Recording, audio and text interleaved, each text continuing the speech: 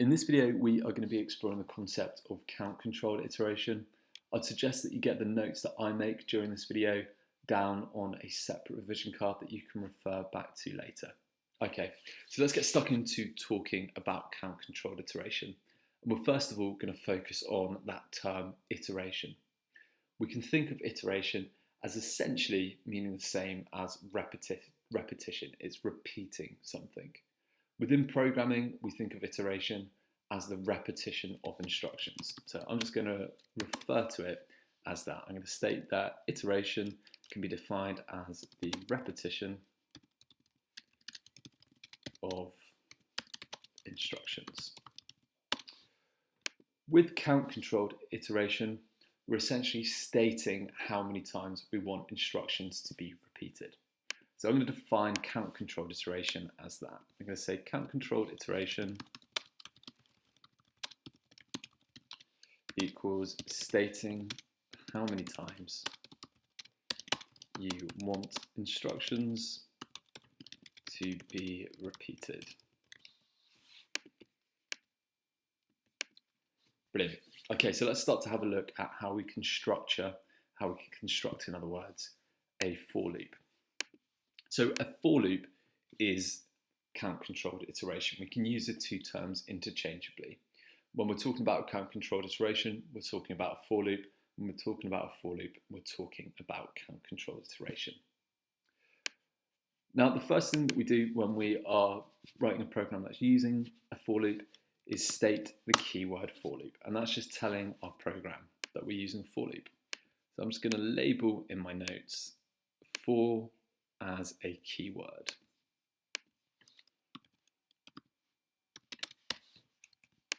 Okay.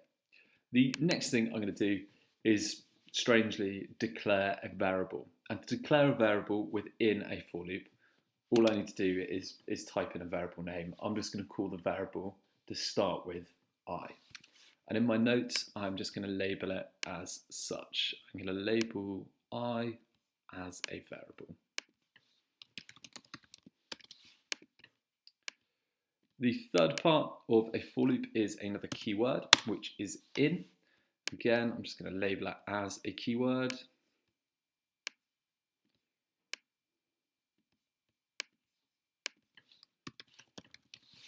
And then the final part of the declaration of my for loop can change a little bit, but generally speaking, we will use a function which is called range. And I'm going to type in the number 5 between the brackets of that function to begin with. What the function range does is it essentially states how many times we want our instructions to repeat. It's a little bit more complicated than that, how it works, but at a surface level, we can think of it just as that, as being a way of stating how many times we want our code to repeat. So I'm just going to label that function range as a function. And then I'm going to say it's used to state how many times we want our code to, or instructions is a better way to say it, to repeat. Now, whatever is indented underneath the keyword for are the instructions that are going to be repeated. So I'm going to just print out hello world. And I'm going to make a quick note just explaining that whatever is indented underneath that keyword for is what is going to be repeated.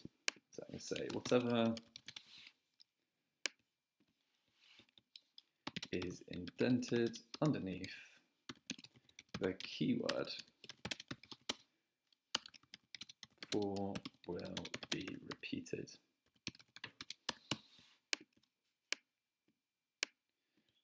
All right, fantastic. That's the basic structure of a for loop. So let's head over to Replit and start to type one up, start to program a for loop. So the first thing I'm going to do when I'm programming a for loop is type in the keyword for, and that's just telling the program that I'm using a for loop. I'm then going to declare a variable, which is a little bit strange, but it will make sense a little bit later on, which is going to be I. I'm then going to use another keyword, which is in, and then I'm going to call a function called range, and I'm going to pass a number between the brackets. In this circumstance, I'm just going to pass 5 between the brackets. Then whatever is indented underneath my keyword for, that is the instruction, the piece of code that is going to be repeated. So I'm just going to print out hello world. So when I click run, I should see that hello world is output into the console 5 times. And there we go. I can see hello world has been output into the console 5 times. If I wanted hello world to be output into the console 10 times, so I wanted the instruction to be repeated 10 times, I could change the number between the brackets and the function range to 10. There we go. Hello world has been printed out 10 times. If I wanted it to be printed out 1,000 times, again, I can just change the value to 1,000. Brilliant. Now we're going to have a quick discussion about how we can use a for loop in conjunction with the concept that we have looked at before, which is a list. Now, range, the function within our for loop, we use to state how many times we want a loop to repeat. What the function range is actually doing is creating a list that has 1,000 values in it. If I change the number here to 5, the function range is creating a list that has 5 values within it. Now, I can create a list, so I'm going to create a list here and I'm going to call it towns. I'm going to populate my list with a few different values, so I'm going to put St Austell, Bodmin, Truro and St Ives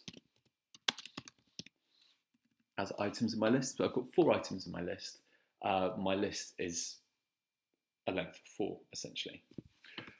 I'm going to get rid of my range function, which is creating a list of 5 values.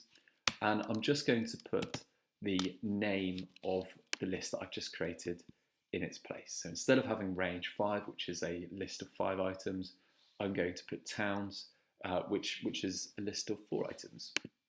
I'm going to run my loop, run my program, and I should see that hello world has been printed out 4 times. Now it's been printed out 4 times because there's 4 items in my list. If I added another item to my list, so I might add par this time, I run my program again, and I can see that hello world has been output 5 times into the console. I've got 5 items in my list. Rather than calling range, which creates a list of 5 items or however many I state, I'm calling the name of my list, which is towns, and my list has got 5 items in it. So the loop is repeated 5 times. Now we stated that I was a variable. It's a little bit of a different way to declare a variable, but we can think of it as being a variable. Each time our loop repeats, so our loop is currently going to repeat 5 times because we've got 5 items in it. Each time the loop repeats, the variable I is going to hold a different value from my list. So the first time the loop repeats, the variable I is going to be holding the value of St Austell. The second time the loop repeats, it is going to be holding Bodmin, third time Truro, and so on.